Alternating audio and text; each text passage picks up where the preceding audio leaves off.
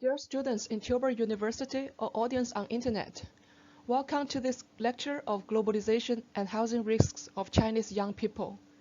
My name is Wenjin Deng. I'm currently a lecturer in Chongqing Technology and Business University. This video is based on a guest lecture which I gave in 2018 as one section of the course Globalization and Social Risks for Sociology undergraduates in Tilburg University. This lecture consists of 3 videos, and for audience online, you are welcome to only watch one of them according to your interests. The first video discusses in very general terms about how People's Republic of China develops along the globalization process. The second video goes into the risks and opportunities of young Chinese people under the globalization process. And in China's context, the globalization process at the same time is a process of marketization. In the third video, I'll talk about the housing risks of Chinese young people. And the third part is more like a brief presentation of my Ph.D. research rather than a lecture. So for audience who are not specialized in housing studies, you are safe to skip the third video without losing grasps about what's happening in China and globalization. You are now listening to the first video of this course. The first video is about how China develops under globalizational background and how globalization has shaped the development path to where China is now occupied. I'll introduce this process along the timeline and divided it into 3 periods. The first period ranged from 1950s to 1970s. The world was still in the Cold War seclusion, and China was experienced a socialist transformation. The second period started from 1978 and included the organizational reform and open policies. From 2003, China has entered the World Trade Organization and merged into the global trade networks and gradually became the world factories and the second largest economy of the world. First, let's look at the Cold War seclusion. People's Republic of China was established in 1949 as a member of the Socialist cluster. As the second largest country in the Socialist bloc, China received a lot of aid from the Soviet Union. The Soviets helped China to lay an industrialization foundation. But eventually, China broke up with the Soviets in the 1960s for ideological and political reasons, and quickly diverted into the capitalist camp. China entered into United Nations in 1971 and established formal diplomacy with USA in 1979 in order to counterbalance the power of Soviet Union and to be recognized by the world. Before 1970s, China has a typical socialist economic system, the planning economy. In countryside, agriculture was organized into people's commune. Land was nationalized. The left up picture shows the scene where a people's commune was formed, and the right up picture shows the scene of farmers laboring on the commune's collective land. Everybody works together and receives working points instead of salary. And those working points determines the share of output they can get after harvest. In the cities, all means of production were nationalized, including factories, machines, companies, and housing. The left-down picture showed a department store which has just been nationalized, and the right-down picture showed a courtyard house which used to belong to one family, but then was forced reallocated to more than 10 families and several dozens of individuals because of housing shortage.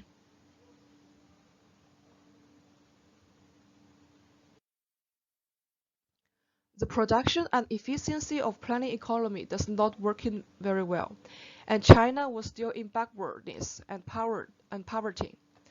There is a shortage of foods and even starvation in 1959 to 1961, and there is also political turmoil in the last few years of Mao Zedong. And after Mao's death, Deng Xiaoping became the top leader, and he initiated the market reform and open policies. Here you can see a picture of Deng Xiaoping with Li Guangyao. At that time, Deng Xiaoping visited Singapore and was astonished by the economic achievements made by Singapore since its independence in 1965. So he decided to learn from Singapore and sent many officials to Singapore to study how they managed the country's economy and plan the economic reform. Here you can see some famous quotes from Deng Xiaoping, like poverty is not socialism. To be rich is glorious. It doesn't matter whether the cat is black or white, as long as it catches mice, it's a good cat. These quotes depict his idea about using market methods and even capitalist institutions to boost up Chinese economies and to improve the livelihood of Chinese people. He also believes the practice is the only criterion to testify truth instead of ideologies. The market reform started by giving up people's commune and state monopoly and administrative planning in many fields. In the countryside, now households take charge of the responsibility to grow crops and sell for profits. It started as a grassroots movement and was accepted by authorities. In the cities, private enterprises are allowed. Price regulations was gradually cancelled. Light industries like spinning and garment, electric appliances start to grow. There is a business fanaticism going in China, and many public servants quit their jobs to do businesses.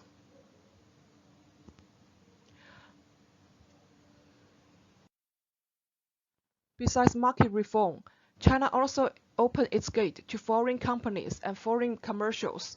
The government set up special development zones to offer preferential policies to attract the foreign investments, such as free land and tax exemption. Foreign companies like Poster Government entered in China and soon become important players in Chinese economy.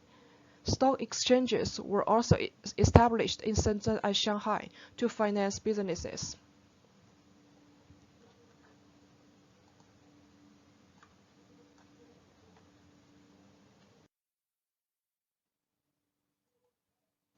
The coastal areas develop first in the open policy because they are closer to raw materials and to final customers, which is the global market. Goods produced in coastal provinces can be shipped out of China and to America and Europe with lower costs. So many so-called migrant workers left their rural home and worked in the assembly line. Some convenient locations of the city become labor markets where job hunters and employers can meet. They are called floating population in China because their stay in the city is temporary and they migrate back home every year in Spring Festival. They have no resident permit or welfare in the cities. They work in poor conditions and live in primitive dormitory houses like this one.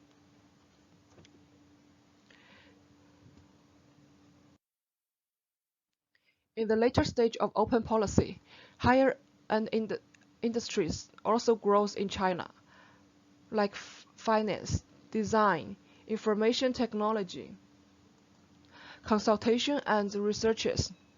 Therefore, in China's merging in the global economy, there was not only low-paid migrant workers, but also white-collar workers, and even so-called gold-collar workers, whose annual income reaches billions of Chinese yuan.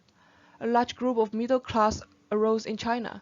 They enjoy cafes, yogas in the top of skyscrapers, overseas holidays, operas, shopping all over the world. There comes trillionaires like Jack Ma, the founder of Alibaba, and founder of many other tech companies like Lei Jun, which is the founder of Xiaomi.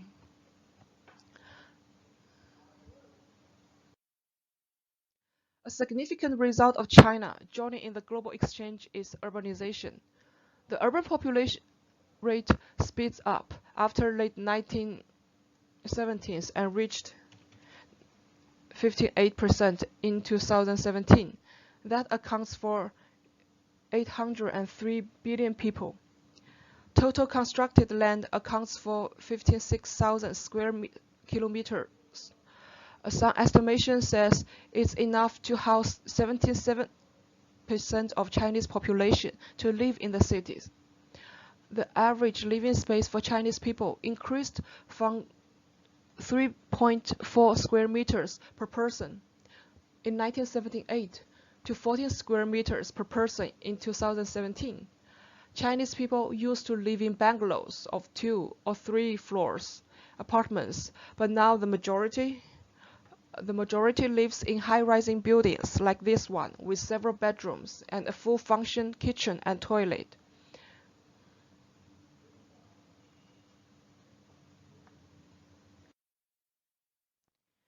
In 2001, China took part in the World Trade Organization. Using this opportunity, China reformed its institutions and policies, strengthened competition in markets, enlarged imports and exports. By 2013, China became the biggest international trader in the world. From 2010, China becomes the biggest manufacturer and accounts for 20% of world production.